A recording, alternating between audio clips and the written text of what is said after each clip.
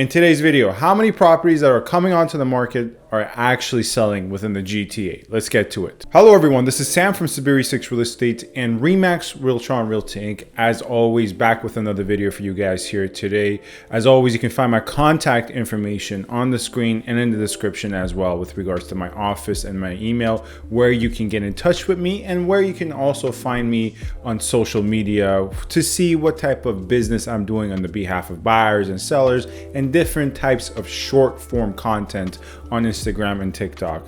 Feel free to get in touch with me with any questions you may have with regards to this video or any video whatsoever.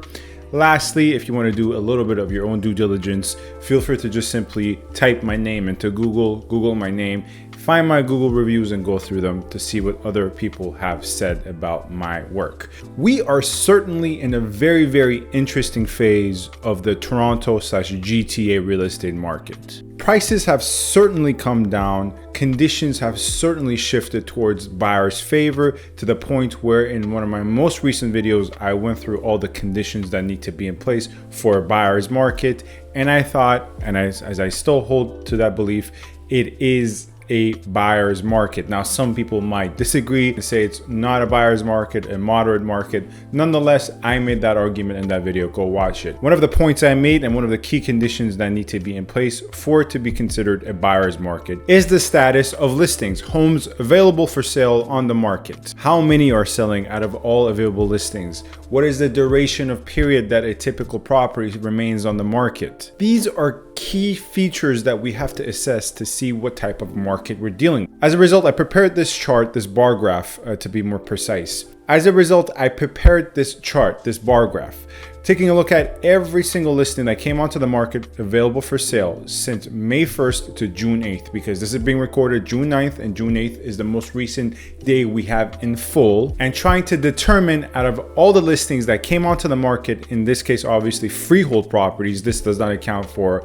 condominiums, so this is just purely freehold. Out of all these freeholds that came onto the market in this period of time, how many ended up actually selling? What is their statuses, and what more can we derive from this? Since May 1st to June 8th, once again, the most recent date we have in full, there has been about 14,694 listings that came onto the market. So this is across the GTA, anywhere from Newmarket to downtown Toronto to Durham to Brampton.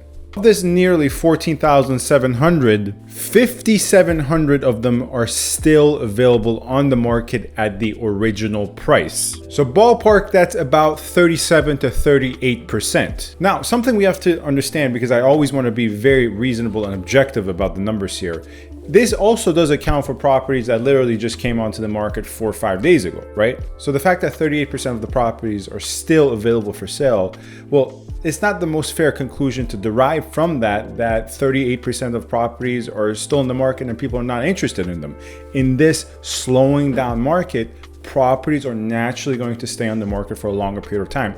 In fact, that is one of the key attributes and features of a slowing down moderate to buyer's market. Properties tend to stay on market for a longer period of time in these sorts of markets, 20 to 30 days, sometimes even 40 plus days for certain types of property. In hotter periods, such as the beginning of 2022, the average day on market was probably anywhere from 7 to 15 days. Of this 1,400 that came onto the market, 14,700 to be exact, about 1,157 of them could not sell at the initial asking price and decided to change their price to a new price. And once again, this red bar that designates price changes, properties that have amended their price, accounts for properties that are still on the market. So that's another thing I want to bring to your attention. These are fluid categories, and I will touch on that a little bit more. And as I touch on that, let me shift to sold conditional. We see of this 14,700, about 228 have, at the moment of this video, at the time of recording of this video,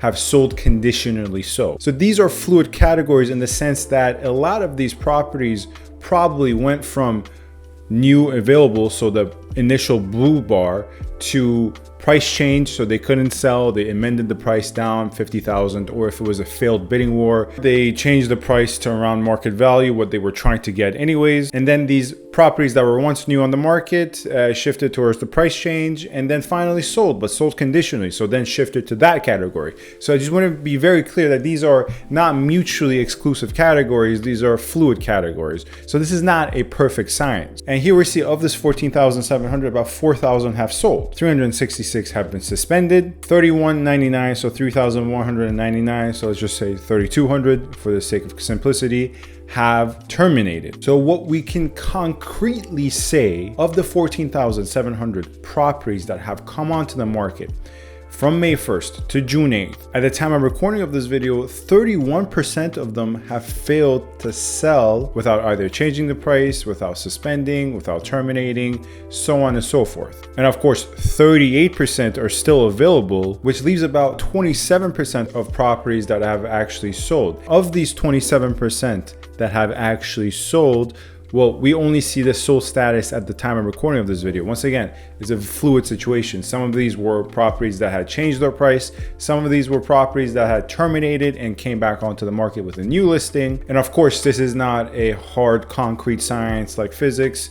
It's very hard to do this research and come up with precise numbers that account for every single variable. But an educated professional guess would be there's a fair portion of this 27% that were either price changes, so properties that changed their price, or properties that sold conditional. If we were to do the same exact exercise in the beginning of the year, we would see completely different results. We would see far less terminated. We would see far less suspended. We would assuredly see far less sold conditional. Another thing that the numbers clearly indicate to me is that there is a surplus of inventory. There's too much inventory on the market for not enough buyers. Now, please do keep in mind that the time period we have picked is May 1st, or I have picked. I don't know why I'm putting it on you. The time period I have picked is from May 1st to June 8th. The third rate hike came as an event June 1st, 7 days after the third rate hike and 8 days after it at the time of recording of this video.